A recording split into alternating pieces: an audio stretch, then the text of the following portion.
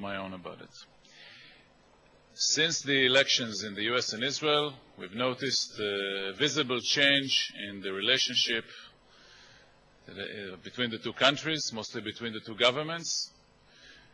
The lack of intimacy, the lack of the feeling that Israel enjoyed throughout the 16 years of Clinton and Bush, that US and Israel, Washington and Jerusalem speak in the same voice, share the same policies, agree, coordinate. We feel now that this is over, that this has changed. Now, obviously, it's a no-brainer to realize that when you have a right-wing government in Jerusalem and a left-wing government in Washington, it's a recipe for friction. It happened before. This is not the first time. And I believe that the election of Obama, even more than previous elections in the States, raised hopes among liberals and left-wingers on both sides of the relationship that we have a new president representing a new generation, a new social and international agenda, and the left-wing fantasy was Obama will come, kick Israel out of the territories, bring peace, and we'll live happily ever after. So far, it has not happened. And so far, there are signs for both ongoing honeymoon and trouble in the relationship. Let's start with the bad news first. I'm a journalist, so it comes with the profession. The obvious bad news is that Obama more or less ignores the Israel and Israeli public opinion. He toured the world and spoke to many nations and cultures, and not to Israelis, although he argues that we are part, at least half of a very important conflict and possible solution. The flip side of that, or the mirror image of that, is Obama's ratings in Israeli public opinion polls, which are shameful. And I recall that for many years, American presidents, whenever they were polled compared with the incumbent Israeli prime minister, they were the stars. Clinton, for instance, was always high above any Israeli prime minister. This is no longer the case with Obama, and even if his rating is better than the 6% in an August Jerusalem Post poll, he is still somewhere down below. The other problem is there are differences over the agenda. The Obama administration came with a very ambitious peace agenda, two-state solution, freeze the settlements, but at the same time, it more or less ignored or shrugged off Netanyahu's acceptance of the two-state solution. And at the same time, there were voices within Israel arguing against that policy. Foreign Minister Lieberman saying that we won't have peace in the next 16 years. That includes even a fourth Obama presidency term. And we had other voices within Israel calling to find other allies in the world and not rely on the United States. And last but not least, we see a new phenomenon coming from America, is that the White House is trying to meddle in the Jewish community affairs, in the pro-Israel community within the United States, by sponsoring J Street and alienating itself from AIPAC, from the established veteran lobby. And we see that the Israeli government is playing the opposite game. It doesn't send its ambassador to the J Street conference, while many ministers and high-level representatives attended the AIPAC's conference, at the same time when the White House is sending the National Security Advisor to the J Street conference. There are positive signs as well. First of all, the settlement freeze debate that started with a lot of noise and dissonance in the relationship has somehow disappeared, which indicates a better understanding. On Iran, I think there's more coordination and cooperation than meets the eye. I don't know if Israel was part of the new deal announced yesterday in Vienna, but if you want an evidence, when President Obama disclosed the new Iranian nuclear facility, it was known that intelligence services knew about it for years.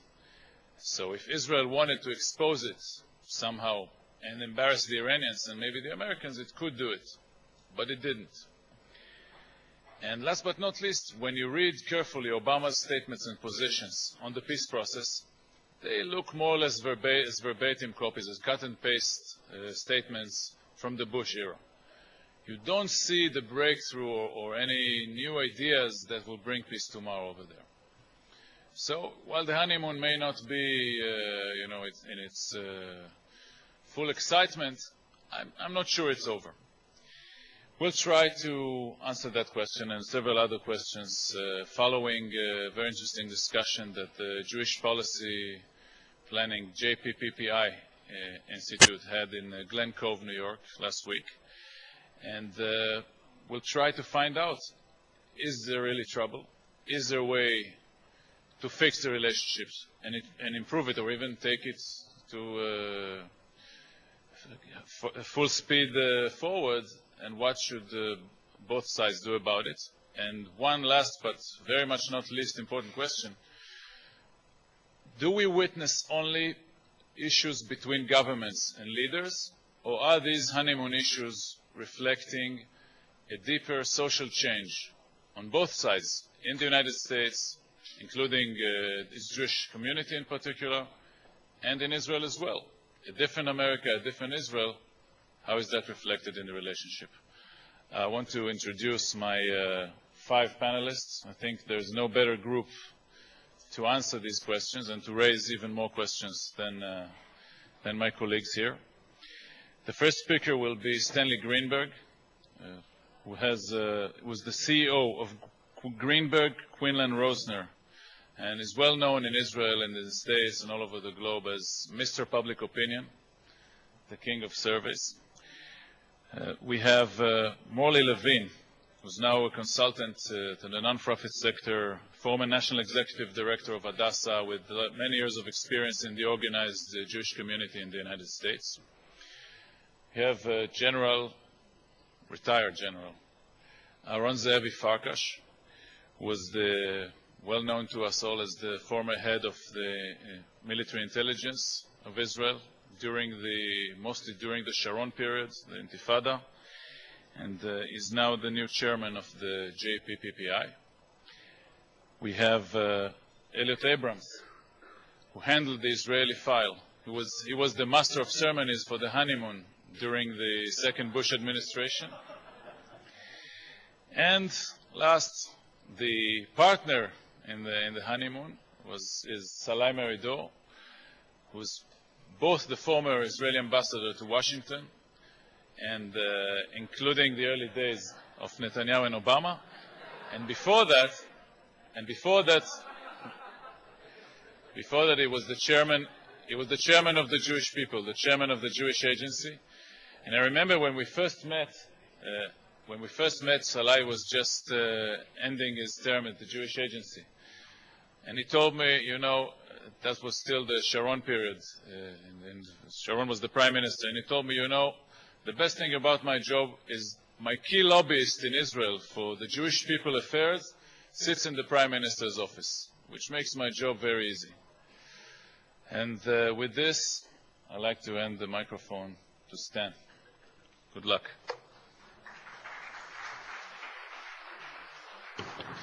I assume we're speaking from here. Great. Thank you. Thank you to all of you for coming. Thank you to President Perez for the second very, very extraordinary conference. These discussions have gotten richer and richer at the JPPI on joining the subjects that we've, both as people and as issues, that we've been discussing and now want to discuss with you, and see if we can answer the questions the moderator posed provocatively. I'm actually not going to try to answer many of the specifics of it because it would reinforce the sense of division where I think we lose a lot of what is actually happening, the continuity, the depth of support across the two countries on the process. But there are big things happening in the world and in America and Israel which have an impact on the way people view the conflict. I'm not coming here as the spokesman for the liberal West Wingers, who I assume have been appointed in part to represent their point of view. I'm going to actually try to talk about what drives public thinking on Israel here and in the United States. And the questioning may take us to other work we've done on the Arab world and in Europe. But the starting point is we need to get a life. That is, there is overwhelming support for Israel in the United States. We've done polls in the last week that ask a whole range of questions we track over time. Essentially, there's about 60% of the country that on almost any question we ask supports Israel. That's endured. It's post-Goldstone. We've actually moved to a plateau that's higher. And so one of the things worth understanding is that the assessment of Israel is in part based on what's happening in the region and by behavior, but it's also based on enduring things, many of which are not rooted in the Middle East, but rooted in America, similarly as Israel looks out to the world. So that for America, we look to the world in a post-9/11 world. It's a fundamental part of the way we assess other countries. It has to do with whether they're instinctive allies, the kind of country you depend on in time of crisis. In the post-9/11 world, people value countries, value leaders that are vigilant about protecting their own civilian populations from attack from terrorists. We value countries that have democratic liberties, lively press, that are diverse, pluralistic, and open. And we look to those kinds of countries, and that is a critical piece of the way people respond. In Europe, I've been writing about, and we've been studying with the Israel Project, we've been looking at the change in the way Europe looks at the Middle East conflict. It used to be a colonial settlers versus a victimized Palestinian population. It's now much more in an extremism moderation framework. As people look at the Middle East through what's happening in their own countries, particularly with Muslim populations and terrorist threats, and so that the view of Israel has actually improved across most of Europe. Now, there are events that impact things, but the trend, Britain is different, but the trend across Europe has actually been disengagement from the conflict, no longer romanticize Palestinians in the conflict, more understanding of Iran as a threat. But it's driven by what's going on in the consciousness and what's going on in the internal social formation within those countries. In the U.S., post-9/11 is what matters, so that when we ask questions about Gaza, when we ask questions about Lebanon, support for Israel went up in the U.S. with the Lebanon conflict and has never gone back down to the levels it was before, because they viewed Israel defending its own population against a fundamentalist threat, firing rockets into civilian populations, and the same thing is true of Gaza. We've asked the question in the last week post-Goldstone. Actually, we've done 2 successive surveys post-Goldstone to look at it.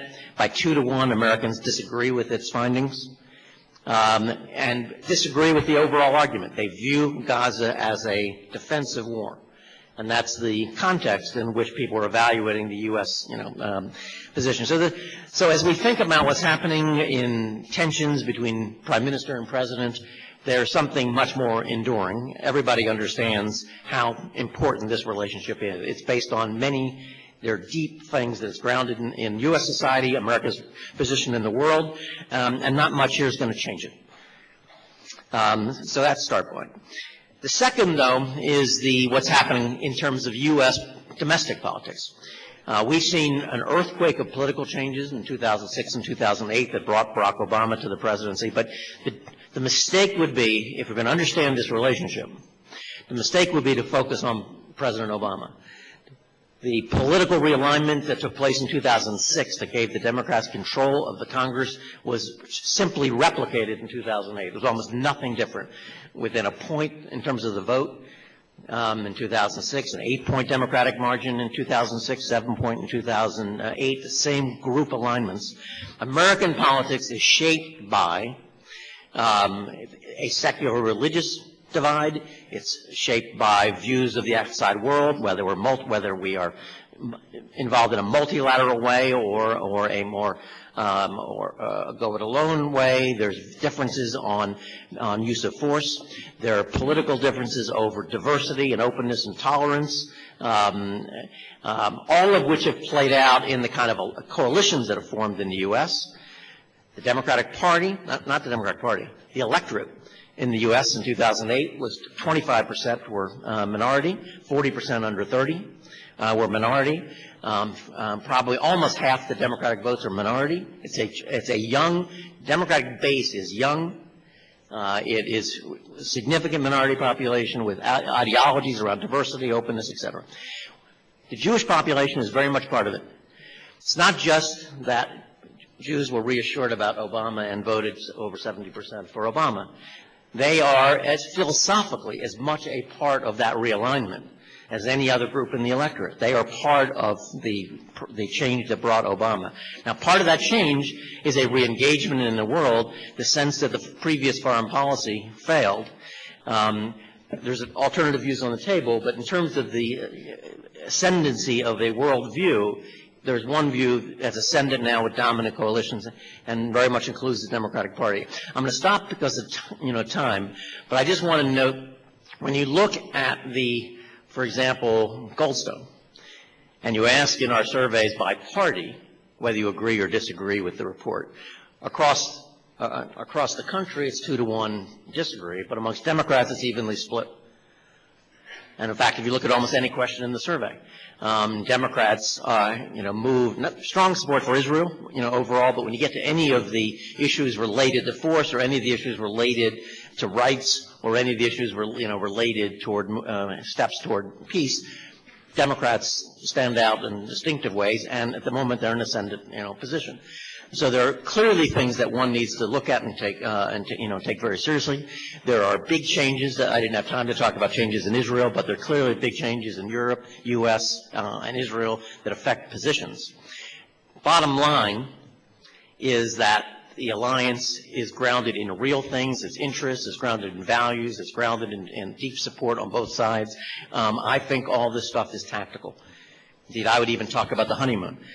We look with longing on the honeymoon, and I apologize for being catty. We look at the honeymoon of the Bush, but it was a honeymoon that lasted the entire administration, that produced neither peace, neither economic activity in the territories and lifting of barriers, nor did it stop Iran from accelerating its efforts toward nuclear weapons. So sometimes honeymoons may not be the best way to get there. Thank you.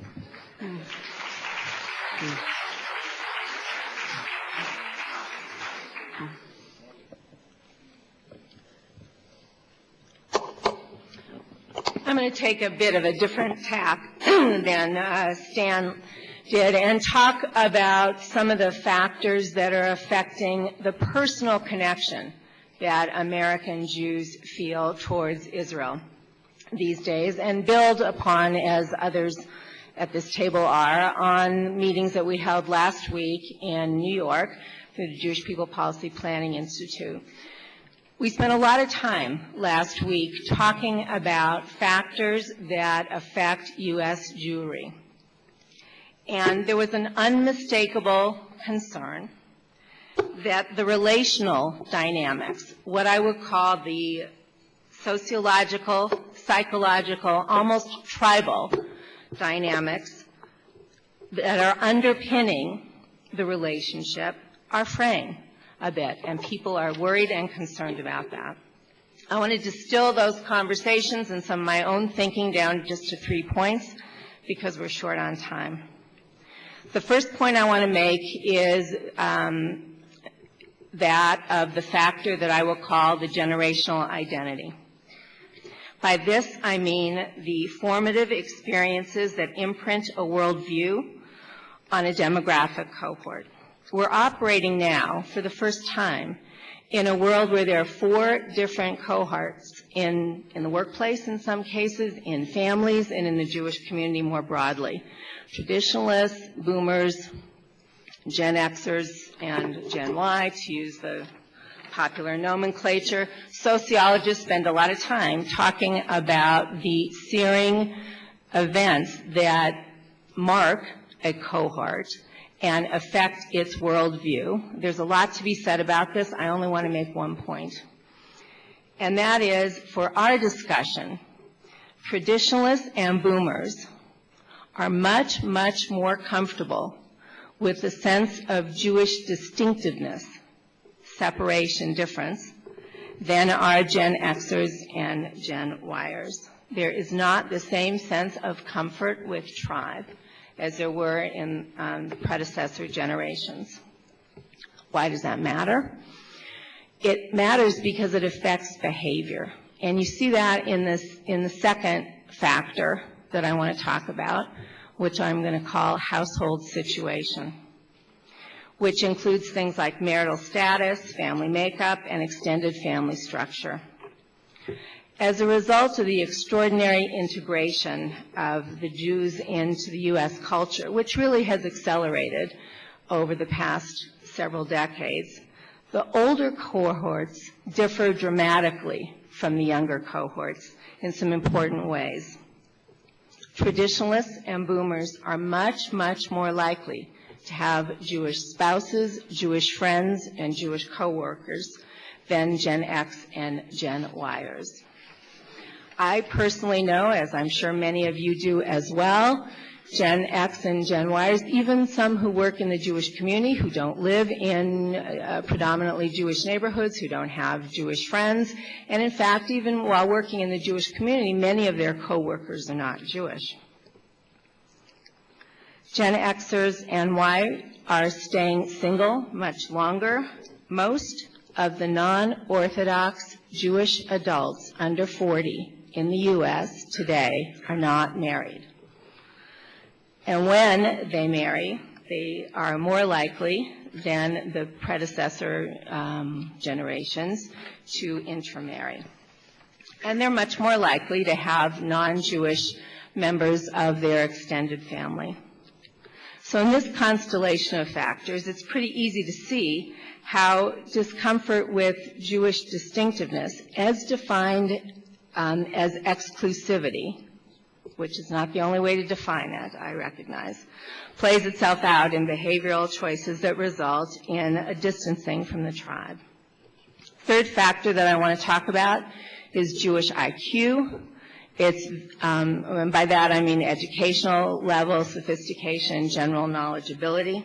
It's well documented that the younger generations that are not Orthodox in the U.S. are less knowledgeable about our texts, our Hebrew language, and Jewish culture as expressed in art, music, and literature. There's some very important exceptions that I want to make note of. There is amazing creativity in Jewish sites on the internet that have very low barriers of entry. There's fantastic entrepreneurial, cultural activity on the ground in Israel and in the U.S. In the U.S., you can think of something like storytelling as an example of that. And there's a very significant penetration of social networking sites, that many of which bring together Jewish interests and Jewish sensibilities. And the penetration of social networking use among the younger generation is pretty close to 100%, in the 90%. Basic storyline isn't new. Encapsulated in a word called distance. This is something that Stephen Cohen has written about in work that he did for the Bronfman Philanthropies, titled Beyond Distancing. Many of these issues have been discussed. I'm sure a lot of those of you in this room have thought about them and debated them. The only good news about how long these issues have been present is that as a community, we have a lot of experience in creating and implementing programs designed to address these considerations. And I want to talk quickly about two and then just make a final point. There are different models that have been used. There's a partnership model of intervention, and you can think of things like pairing Israeli cities with local federations. And there is the model that I'll call Jewish Journeys, and that is a model that activities like birthright or Jewish camping fall under. And each of these models has its point and its place and its effectiveness. But I want to spend a minute specifically talking about Jewish journeys, because what the research is demonstrating is that in some important and profound ways, immersive, 24/7, intensive Jewish living experiences redefine Jewish identity such that distinctiveness isn't distasteful. These intense, immersive activities open the possibility that Jewish identity is not seen by the younger cohorts as exclusionary, but rather inclusionary and involving them in a larger and attractive Jewish communal home. And in so doing, what these immersive programs create is an open pathway for Klal Yisrael, the concept of the greater Jewish people, to take root. And I'll stop there.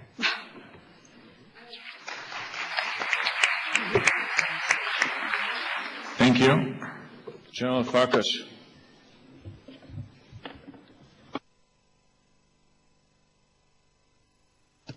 Given my background, my heart is a Jewish heart. So I will try to, in a few minutes, to describe my compass. So I see the U.S., Israel, and Jewish people triangle that is based on common interests and challenges. Of course, in the domestic and foreign arenas, we believe that we share common values, arts, beliefs, religious, faith, Brit Goral in Hebrew, of course, economy, finance, security, etc. I want to use Stu Eisenstadt few megatrends that influence the life of the Jewish people, U.S. and Israel. And I believe that these megatrends facing United States and Israel even strengthen the need to enhance the cooperation and the common efforts. So the first mega trend that it's crucial and influences us is the transition from a unipolar to a multipolar world as a result of the dramatic economic, military, and political changes. Number two is the globalization, and I want to point out especially the potential that the globalization presents for the use of force by irresponsible countries and extremist elements. Number three is the rise of radical Islam.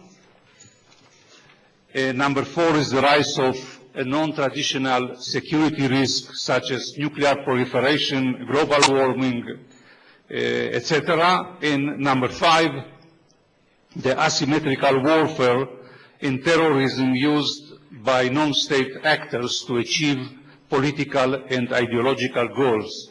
We are facing this especially in Afghanistan, in Iraq, Lebanon, in the Palestinian Authority, etc. So something happened in the last year.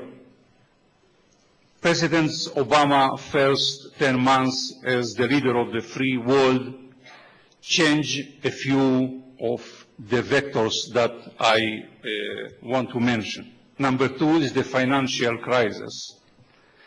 Number three is the Israeli-Palestinian conflict. And finally, the Iranian threat.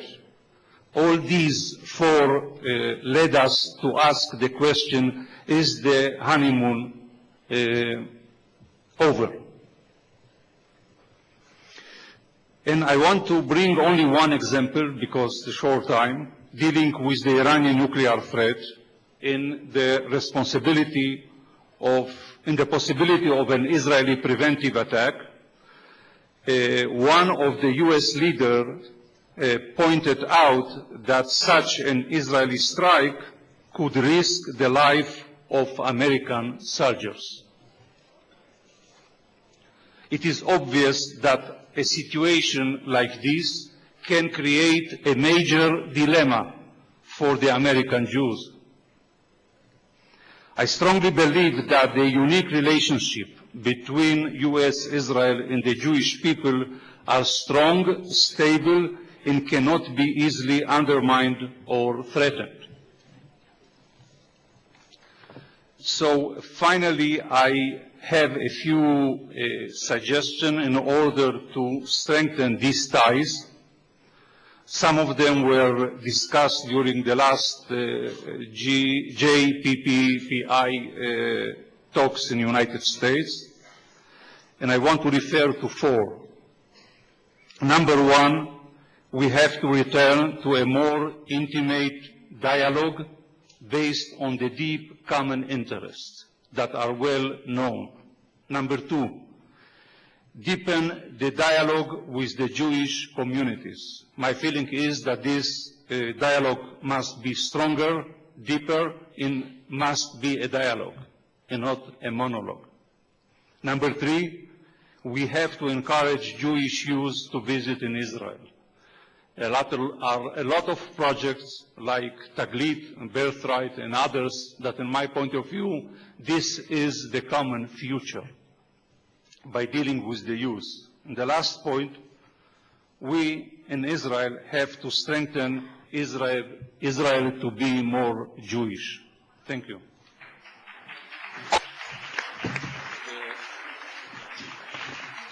You're getting a decoration for brevity. I owe you 1.5 minutes.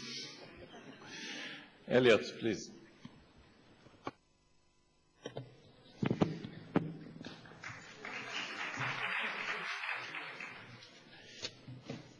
Thank you. I'll see if I can match the record for brevity. I want to begin by saying that I had a wonderful honeymoon with Salai.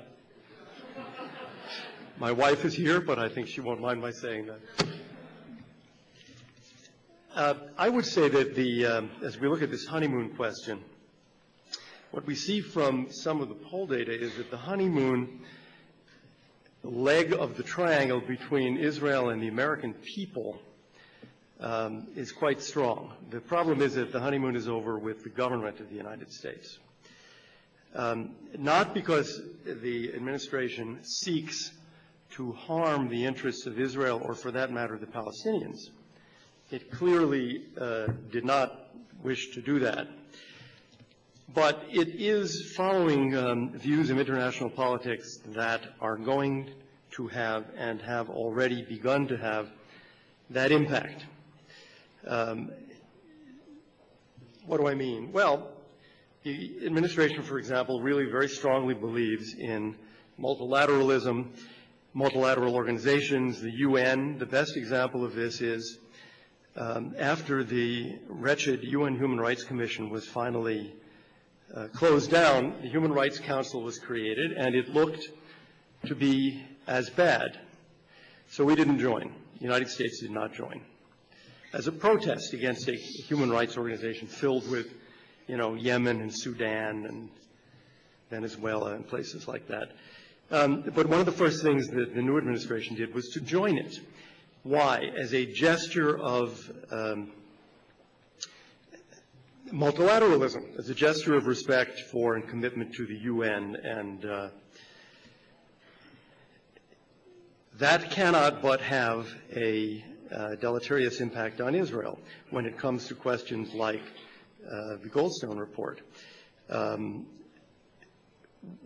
Another example is the Muslim outreach. The administration did not undertake Muslim outreach, as in the Cairo speech, in an effort to harm relations with Israel or Israel. But that is the impact that it is having. And one does get the sense now that the administration begins to see Israel as a problem when it should actually be seeing the UN as the problem.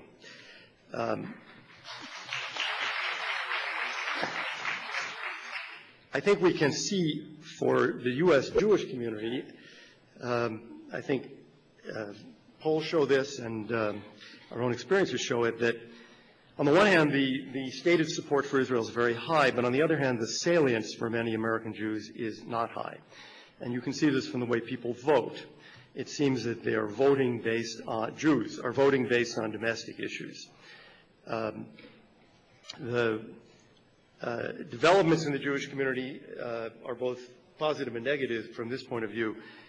The Jewish community as a whole is decreasing in size as a percentage of the American electorate, which is going to harm that base of support for Israel. On the other hand, the elements of the community that are the most supportive of Israel are growing, and I refer obviously to the traditional community, to the Orthodox community. So I think it is not clear how that works out over the next 10 or 20 years. If you had a community that was smaller but more supportive and more involved, you might have a net plus rather than a net minus. Now, the question to me seems in this triangle to look at the leg about support from America and not say, this leg is for Jewish American support of Israel. Rather, it is for the American people's support of Israel.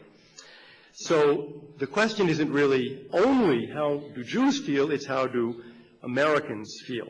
I was struck recently seeing a recommendation, strengthen American support for Israel, that we have outreach to, for example, the Indian American community. It's a growing, successful community. I think that's great, but I have news. There are more Christians than Hindus in the United States of America. And outreach to Hindus is a nice thing, but it isn't a substitute for outreach to Christians. The largest single group of supporters of Israel in the United States are in fact Christian. And if we can continue to develop their strong support for Israel and continue to maintain or strengthen American Jewish support, then that leg over time is going to be a lot stronger. And we're going to need it if we continue to have what I would view as a very ideological government. Somebody, I think it was Aloof, mentioned that it was really a 16-year honeymoon, and I think that's true. And it shows you that this is not so much a partisan question of Democrats and Republicans, but the Clinton administration was a centrist administration, and it wasn't very ideological. We have now a far more ideological administration, and we are seeing the problems that creates for the American-Israeli relationship. I have one more minute. I can't stop without responding to Stan. I have heard a lot of people say that nothing happened in 8 years under George Bush. I'll start by telling you that one thing happened, that with the strong and unfailing support of the United States, Israel crushed the Intifada and ended that effort to destroy Israel through terrorism. And that's not a bad achievement. And time after time, we happily, we enthusiastically, we unhesitatingly vetoed anti-Israel resolutions in the United Nations, and we did so with enthusiasm because on each of these occasions we knew that that veto was a manifestation of the principles and interests of the United States of America.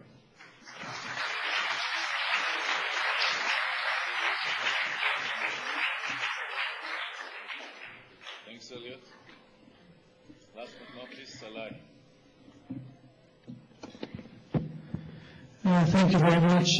Thank you especially for changing the sign. I spent the last 54 years trying to explain what Salah is. I was concerned that from now on I have to explain who Sri Ravi Shankar is, so I really appreciate it. What do I know of honeymoon? I was married when I was not yet 21. I was still in the army, and now I was in university. We had no chance to have honeymoon, so I could not really have good evaluation whether the honeymoon is over or not. So I went to the Oxford Dictionary, and I saw that in their definition, the origin is that it is affection waning like a moon. And from my experience in Washington, This affection is, as has been articulated before me, so wide and deep that it is there, and I dare to say is there to stay. You cannot even start to understand the feeling of being an Israeli ambassador to America, how much love and care and interest and the desire to support there is throughout Washington and throughout America for the State of Israel, as indicated by polls, as indicated by other polls ranking Israel only after Britain, Great Britain and Canada as allies for America before any other country in the world. It's based on heritage and values and interests. I will add to that only one caveat, which I think is not unimportant. I think on the interest side, the commonality of interest between Israel and the United States is higher today than ever before, because the national interests, both of the U.S. and Israel, are sitting in the same region, which is the Middle East. And it's not anymore only about energy. It's about terror, and it's about nuclear, and it's about the nightmare of marriage or merger between terror and nuclear, potential such merger in the future. This is an invitation for greater cooperation, and at the same time an opening for a possibility or possibilities for much more significant tension between the countries. What, in my view, are some of the things that have changed?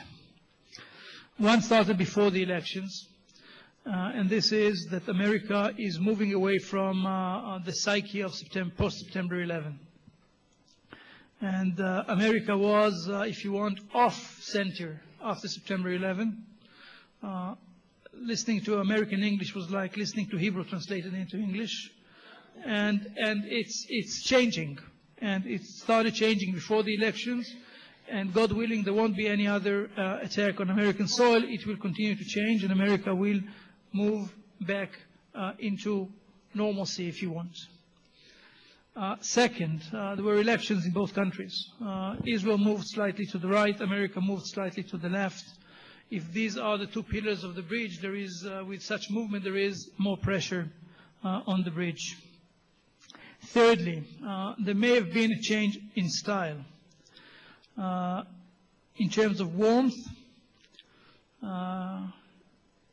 you would understand what I said if you were with me when I presented my credentials to President Bush. And in terms of a direction, which I heard from Bush's people, no daylight with Israel. Argue in the room as much as you want, never take the argument between two allies. It was not an Israeli policy, it was how to deal with allies policy instruction, which was very helpful. Fourth, it's a change in policy. It was mentioned multilateralism, the major strategic effort vis-à-vis the Muslim and the Arab world as part of the effort to protect America, I think, against terror.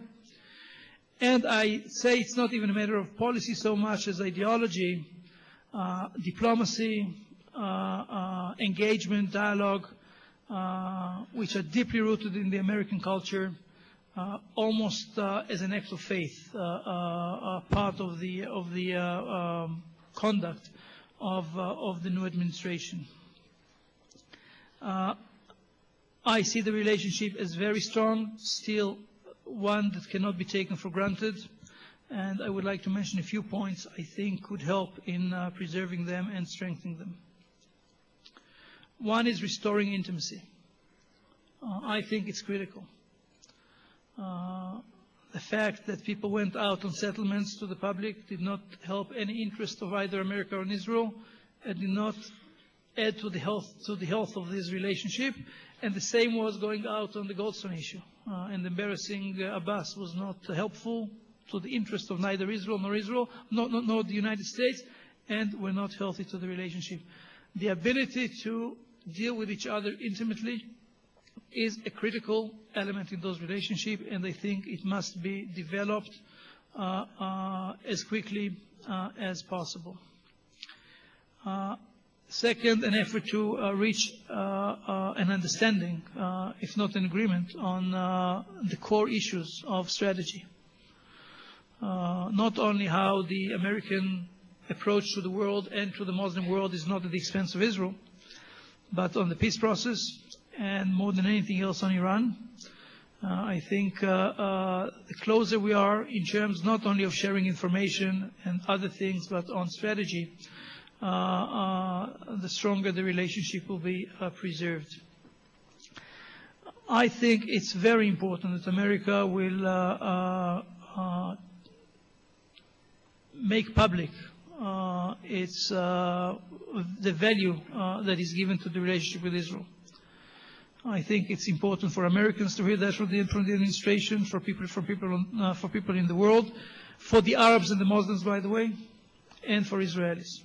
And Buchenwald cannot be an answer to Cairo. It is maybe in terms of how Israelis perceive it, even counterproductive. And for Israel, I'd say two things. One, Israel needs to be careful. I said the support is very wide. I would even say, reflecting what Stanley said, the floor is very high, but it is not as thick at every point of this width. And you never know where it's thick and where it's thin when you look at it from above. And try not to dance on the floor. If you can avoid dancing, walk carefully. Second, continue to act based on what I believe are the three elements that build for this relationship and for the positioning of Israel in America, which are the shared values, the protecting our lives, security, and pursuit of peace. And if we do only one of the three, if our focus is only on security, the table may dance and significant elements may slide off the table. And especially if Israel may be considering taking, for no choice, independent action on Iran, it is critical that in the minds of the American people, this table will be on three legs: the values, pursuit of peace, and security. Lastly, the Jewish community. They are definitely part of those relationships. They are all Americans. Many of them, most of them feel connected and part of the Jewish people. Many of them feel connected to the State of Israel. They have major contribution to the relationship, though, as surveys show, and against the myth, the support for Israel goes far, far, far beyond the Jewish community. They are significantly impacted by the relationship. And everybody from America sitting in this room knows that you can't, even those who want to escape it, none of them sitting in the room cannot escape it. That leads to the fact that naturally they would like the honeymoon to be as sweet and as long as can be. But I think that from an Israeli perspective, we should not look at the American Jewish community mainly through the prism of the U.S.-Israel relationship, nor as an asset for Israel, be it for immigrants or be it for support, political or economic. This is the largest Jewish community in the world out of Israel, by far the largest, 10 times bigger than the French community. It is the most powerful Jewish community, more than 10 times bigger or stronger than the second or any other Jewish community. Together with Israel, it's 80% of the Jewish population of the world, and maybe 90% of the Jewish capacity of the world. So there is heavy, heavy responsibility on Israel and the American Jewish community in taking care of the Jewish people and the Jewish future, and focusing on young generation of Jews and giving them the chance to be Jewish. So the one thing I would like to add is that it is, in my view, imperative for the State of Israel and the American Jewish community to act strategically to assure the Jewish future. Thank you.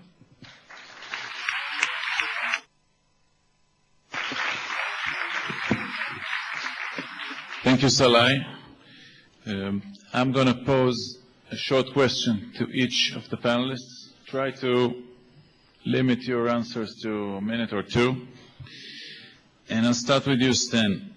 One of the goals of the Obama administration, as it appeared from this end, was to keep a distance from Israel in order to improve America's image in the Arab world, in Europe, in areas where it was damaged by what was perceived as Bush's over-support for Israel. Based on what you see in these other parts of the world, did it have this effect? Do they love America more because America loves Israel less? Smart question, tough question to answer in that time frame. I think without jumping at the first question, there isn't any question that this is post 9/11 presidency. Many attitudes shaped by it, but viewing that if you look at the intelligence assessment coming at the end of the Bush presidency, the strength of terrorism globally, its grounding not in Afghanistan, but the grounding of Islamic fundamentalism around the world, that addressing that problem of the West's relationship with the Muslim world was central to their foreign policy, to addressing that question. I think it should have been always attentive to speaking to Israel as well as part of that process. They would argue that if you look at the Cairo speech, that they did speak directly to that relationship in Cairo, which was unusual for an American president. But nonetheless, there is a determination to speak broadly to the Muslim world. Cairo was ground zero for that.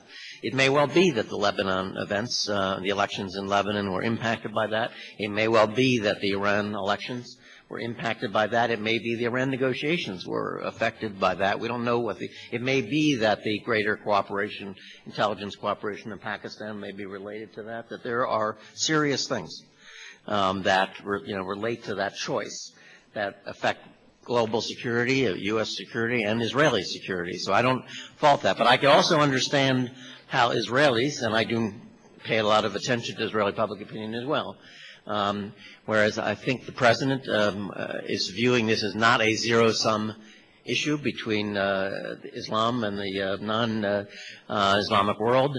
Israelis are more likely to view that as a zero-sum. That is, if one is speaking in friendly ways to a Muslim world, it may not be so friendly to the Jews. And so therefore there's no doubt a suspicion that is raised by that. But I would argue it's in Israel's interest. Clearly the president needs to speak directly to Israelis as part of that. But I would not, but I can't leave, but it's related to this point.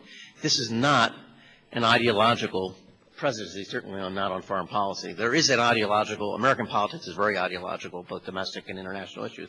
But if you look at the Secretary of State, Secretary of Defense, the National Security Advisor, Holbrooke, Rahm Emanuel, others, Dennis Ross, this is hardly an ideological, this is a very pragmatic, moderate, centrist administration on national security questions. So whatever the explanation for it, it's not coming out of some ideological impulse. It's coming out of a determination to try to address threats that face Israel and America and the world and the West with a new approach. By the way, that's exactly what Netanyahu is describing his own regime as centrist, so not as a right-winger as is portrayed abroad. May I add that if this is the paradigm, by knowing the Arab world, this is a wrong paradigm. It will be a wrong paradigm. To believe that by the trade-off with the Arab world, the relationship with the Arab world will improve, in my point of view. Any connection to Israel. Morley, a week ago I met a group of young American Jews, a group called the Rebooters. trying to reboot their Jewish identity. And they were shocked when I told them that 50% among first graders in Israel are either ultra-Orthodox Haredim or Arabs. And they said, well, what kind of an Israeli society will be there in 10 years? Can we as could we in America, as American Jews, identify ourselves with that multicultural Israeli society, not as Jewish as it should have been? I mean, the social change is not only on your side, it's on our side as well. How do all your recommendations relate to that? I think that it's exactly the reason why it is essential that American Jews spend more time in Israel and have a realistic impression and experience of what modern-day Israel is about.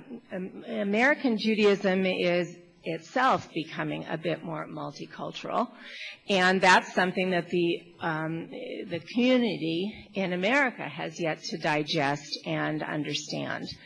So I think there really is a lot of common ground here, and it underscores the centrality and the essentiality of bringing as many people to Israel as possible. I want to say one other point about visiting Israel. In Los Angeles, the Federation Los Angeles has a program called, I think it's Holy Land Democracy, where they bring teachers from Catholic schools to Israel to experience Israel. And it's had a tremendous impact on the way the Middle East and Israel in particular is taught in the Catholic school system. And things like that really have a multiplier effect, and we need to be doing much more of it.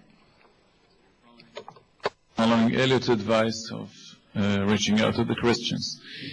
Elliot, you gave a great analysis of the change in American policy, multilateralism, different votes at the UN and so on. But this is a given. You know, to say that Obama is wrong is one thing, but is still in power and is going to be there at least for 3 more years. How do you address, what would you tell Israelis to do in order to address that change?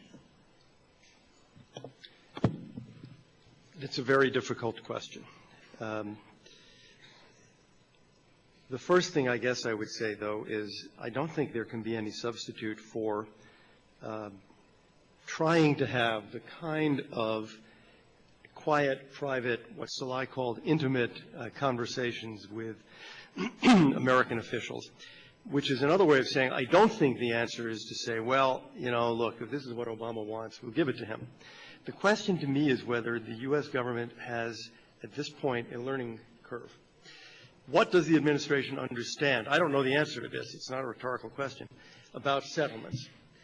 Most observers, I think, would say that the administration picked a very bad fight, very foolish fight, complete misunderstanding of Israeli domestic politics, among other things. So, but is that their understanding? Is there a way of having these conversations that persuades them that things have to be handled somewhat differently? I take it, that, for example, the appointment of the bringing of Dennis Ross into the White House was something of an expression that they understood things have gone wrong. So I think it's worth trying to have a series of conversations with, if it can't be the president, then with others. I don't think you're going to get very far with the inner circle because Stan and I have a disagreement. I think they are highly ideological.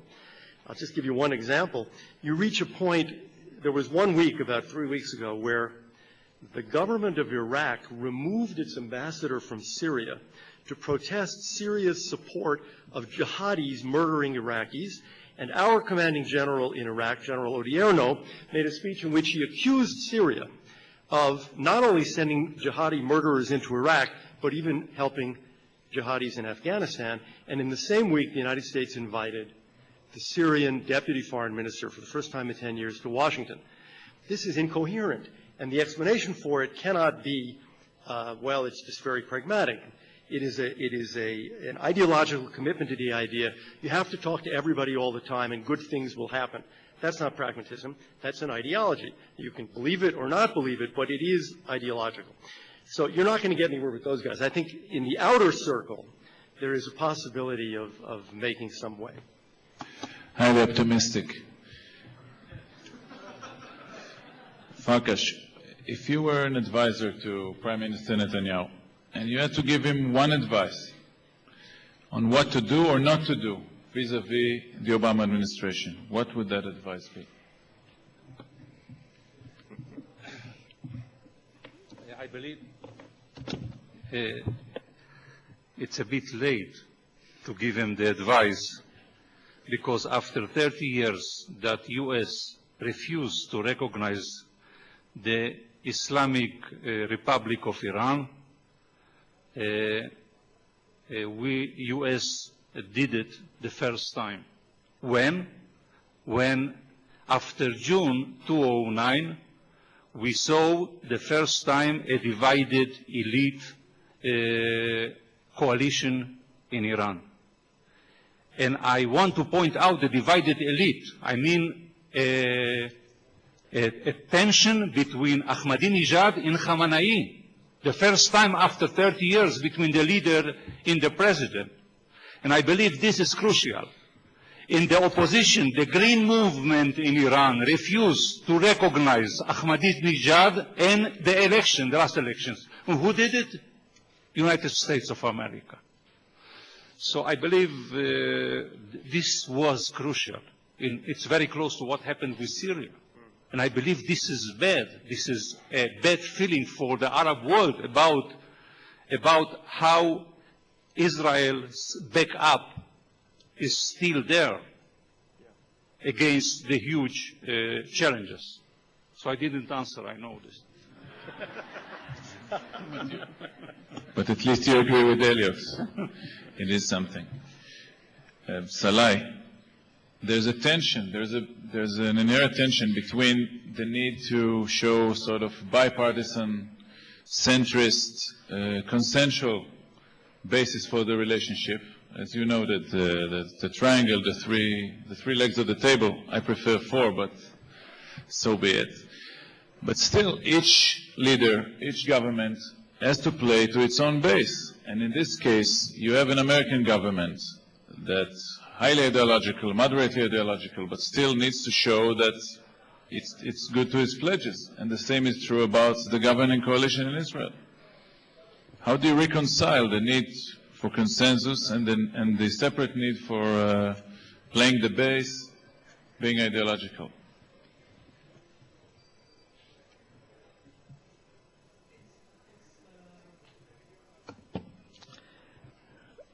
I think it's true that by definition that both leaders are politicians and they have political needs.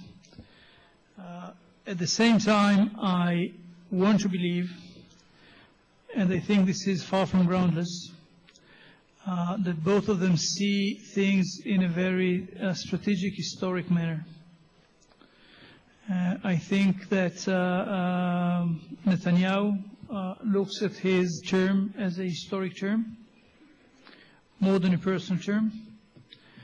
And I think that President Obama looks at his presidency as a historic phenomenon. And I think that both individuals, from my impression, beyond ideology, and both of them have strong ideological basis, are strategic and are looking to make major changes. And if they're able, and I hope they are, to find the middle ground, to do the right thing for the world, for America, for Israel, I think this will take precedence for them than political considerations. At least I very much hope so. So we have agreement here over the need for more discreet dialogue between leaders and for more visits of American Jews of all ages in Israel. Now I want to open it up to the audience. Please identify yourselves and ask short questions. No, with the mic. Wait. We need to hear you, you know. Salai, I have a question. You earlier... Who are you? Rachel Abrams.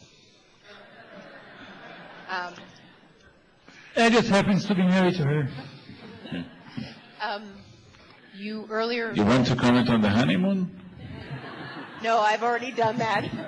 Intimately and discreetly.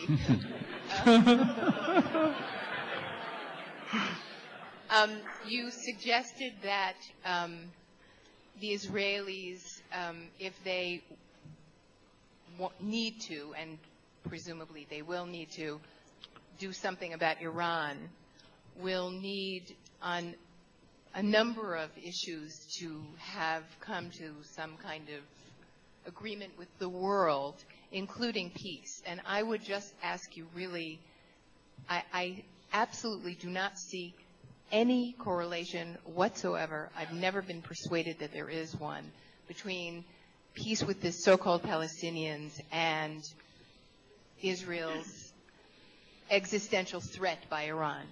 Could you address that?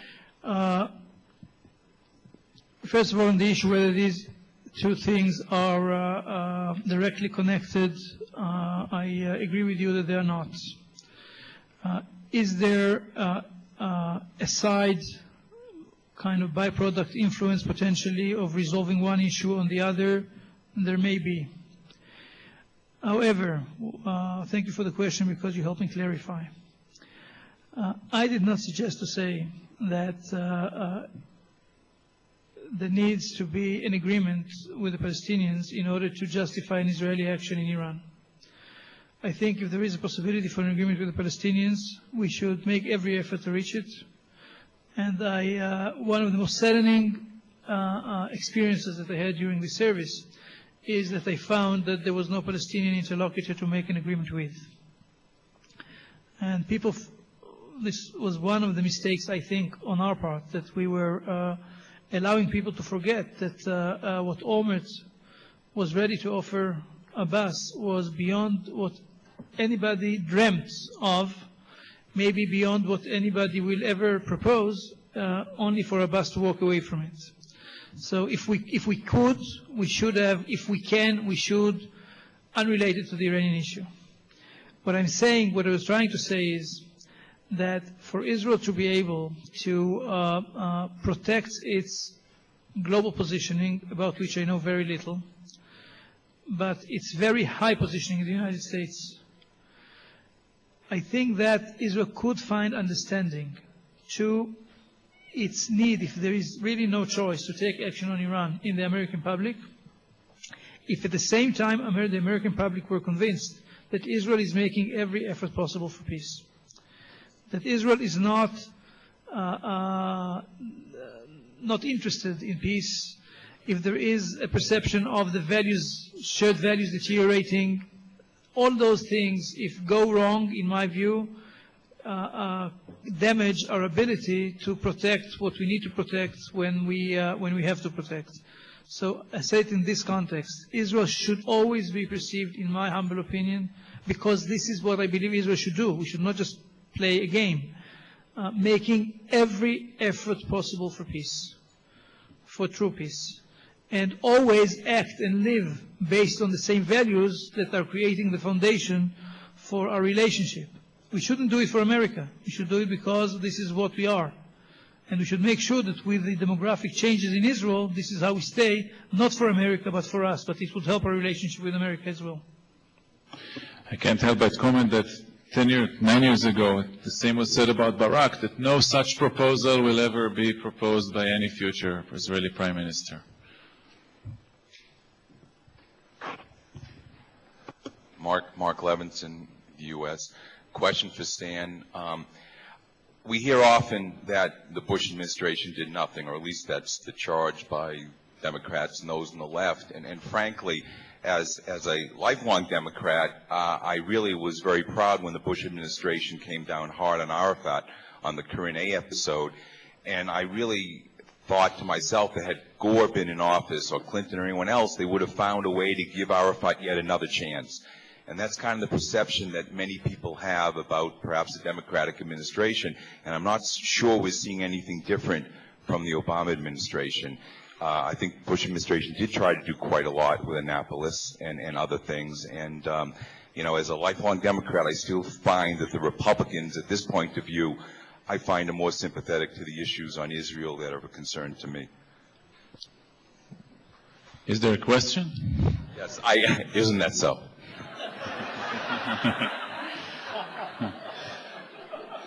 Over there. It's absolutely true that you said that and believe that.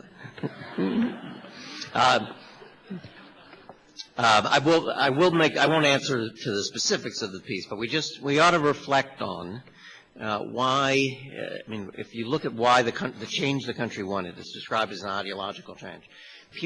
Americans, very broadly, and a lot of Republicans, believe America's security was damaged by a foreign policy where America was too isolated in the world, not respected in the world. President Bush's standing in the world, America's standing across the globe with American Jews. George Bush, whatever his position on Israel, with American Jews, his popularity could not have been lower. It was driven by many, many things, but one of the things they were looking for is a new foreign policy where America re-engages. We're in the first year of a presidency in which there's a whole range of fronts where the belief is re-engaging. The support for President Obama on reestablishing those relationships around the world is higher than on any other area of his policy, whether foreign or domestic. And so I'd rather just answer more broadly. People believe that approach. There may be specifics. On the one hand, you have the crushing of the Intifada. On the other hand, you have Hamas coming to power in the Palestinian territories. There are a whole range of things that take place in the context of the policy. And the question is, bravado, it doesn't work. The question is, are American interests advanced? Are Israel's interests advanced? How close this bond to honeymoon, I think, is seductive. I think we ought to focus on serious things. When we get to Iran, the question is, and I think there's some very wise advice, which I was going to jump into the previous question just a second. There was wise advice about the three pieces that are critical. It's security, respect for Israel, the way it addresses security, values, and Israel's commitment to peace. We look at Israel's position in Europe, in the Middle East, and all of those things are part of the story that make it possible to win support and sustain current support. The fact that Israel is willing to make concessions for peace, historically has done it, is a central part of the story. Support fell for Israel in the U.S. during the early period when there was uncertainty on whether this new government shared the view about two-state solution as the ultimate basis for agreement. There's overwhelming support for two-state solution in the U.S. It's a presumption, Republican and Democrats.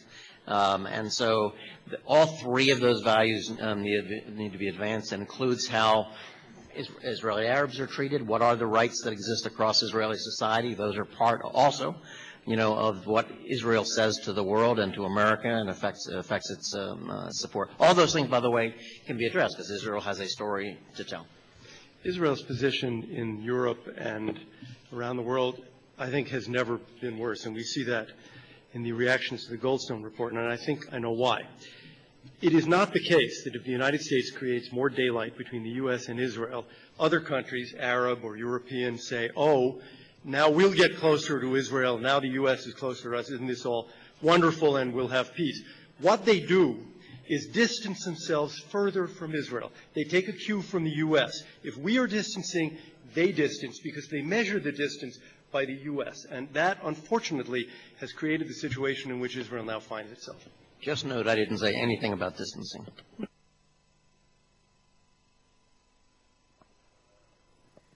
Daniel Allen from the United States. It's a fascinating discussion about Israel, about Washington and Jerusalem. But the only one who sort of brought up the Jewish angle to all this was Morla. And so my question is, I remember the days when then Prime Minister Rabin asked to close AIPAC. He actively tried to close AIPAC. And now we have, in the Jewish community, J Street, which is starting to be harangued from some of us remember the arguments over Breirah that they weren't loyal. So I'm curious, in all of this discussion between Jerusalem and Israel, how any of you believe the American Jewish community impacts on that conversation between Washington and Jerusalem. Let me start. There's no question that the American Jewish community has a significant impact on the policy discussions and deliberations as they evolved between Washington and Jerusalem. And there is no question, we talked about this a little bit before we came in, that J Street is a new phenomenon, although there are some precursor organizations that have some similarity. J Street seems to be a bit of a different profile. I think their inaugural conference is next week. Is it next week? The last I heard, there was something like 1,000 people who have signed up. It's too early for us to know too much about the profile of the people who are involved. I think it's something we need to look at and learn from. But I actually think that, and I would build on what Salai said here, making the case on shared values, security, and peace is something that certainly AIPAC can do, and the Jewish community ought to stand tall and firm behind that. I want to thank the panelists for an excellent discussion, and I want to thank the audience, and see you next year.